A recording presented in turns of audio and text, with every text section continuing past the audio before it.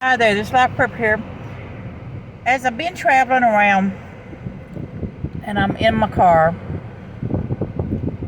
I've took time to talk to some of these people that's living out of their vehicles. I've offered to buy them some lunch or supper or whatever. And the ones I've seen, they're not being strung out on drugs or drunk or whatever. The ones I've talked to, not saying it don't happen. Uh, in actuality, 44% of the homeless people has jobs. One guy I was talking to was in a van. He'd come down to this area to take care of some stuff, but he had to be back to work at a certain time. You don't imagine people. When people see homeless, they're like, "Oh, those people are worthless. They're lazy. They're this." And I want to tell you right now, my son lives like that, and I love my son, but he does not make any effort to work. He really doesn't. He stands on a street corner and asks for things. So I'm not impressed by all that. I'm really not. I don't give money. I will give them some food. I will buy them something to eat or things like that, but that's as far as I go.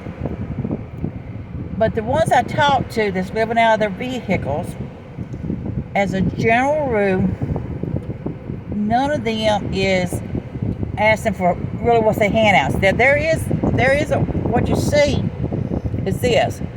You'll see they'll pull their vehicle across the road from the gas station, truck stop, whatever. Truck stop usually their preferred choice, and they'll sit there with a gas can in their hand or whatever, hoping someone to give them gas. So to get to point A to point B, they're looking for gas. Not looking for money so much, they're looking for gas. And then again, if you're giving them money, don't mean they're going to put it all in the gas tank. I seen one woman the other night. I want to tell you what, I wouldn't mess with her. She's rough looking. She had dreads, looked like she hadn't cleaned up in a long time. But that's not always the case. Many of them that I've met does keep themselves very clean. They do keep their clothes clean. They'll stop at truck stops and get showers and things like that. And they do work. It's the cost of living. Their pay is not very much money. They're making minimum wage. They may get, number one, 30 hours a week in. So they just cannot afford a place to live. I'm in Arizona right now, and I've been looking at places to rent and things like that. And of course, I won't be heading back out here in a few months. I'm traveling somewhere else. I'm traveling in different areas. But the rent here can run an average of $1,000 on up a month. That's a general rule. So with a paycheck, and you're only bringing home, $250 a week or maybe $350 a week if you're lucky. Provided nothing goes wrong and you don't get sick, you don't get laid off or whatever, and you're living by yourself, that $1,000 a month, you just can't afford it. So many of them have chose to live out of their vehicle. They got a post office box, or they use their their parents' address or a friend's address or something like that. That's how it goes. But 44% of the people has a job. It's just how it is. They're not all drunks. They're not all druggies. There's a lot of them that has mental issues and things like that. But the sad fact is, you just can't afford it. And cost of living has gone up even more.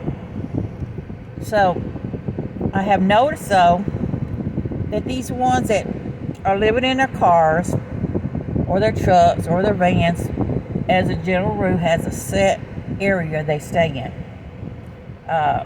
Especially because, well, they got to, they're working. So They have their routine. They know where to go get their groceries or whatever.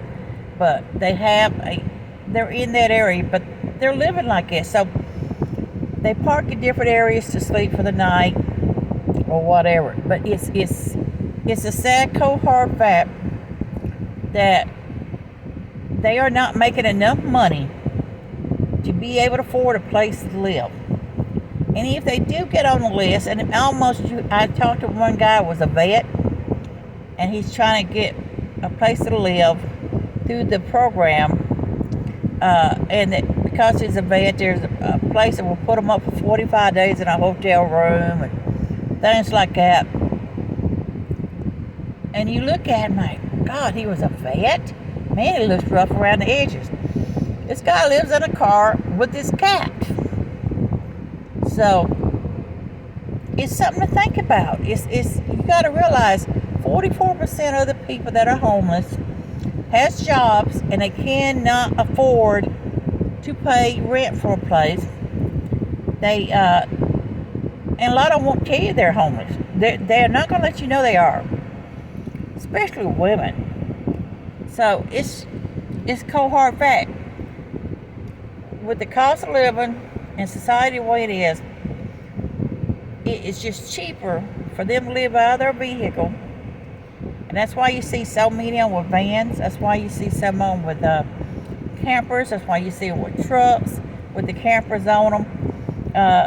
They have converted themselves a mini home basically to survive.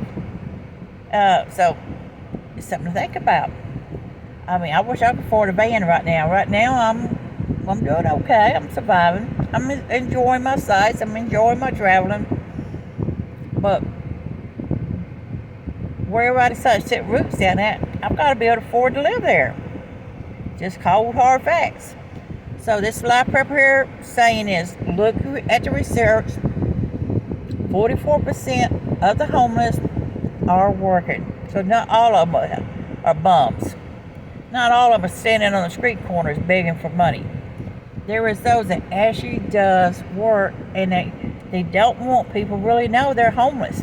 They don't brag about being homeless. They keep it under the wraps. They don't want people to look down on them, and you can't really blame them. So be safe out there. Talk to you later.